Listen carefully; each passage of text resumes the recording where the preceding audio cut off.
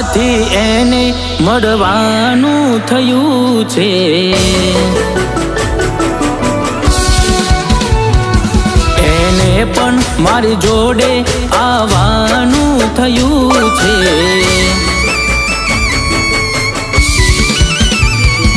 ઘણા દાડાથી એને મળવાનું થયું છે। એને પણ મારી જોડે આવવાનું થયું છે। પણ અઠવાડિયાથી વરસાદની હેલી છે।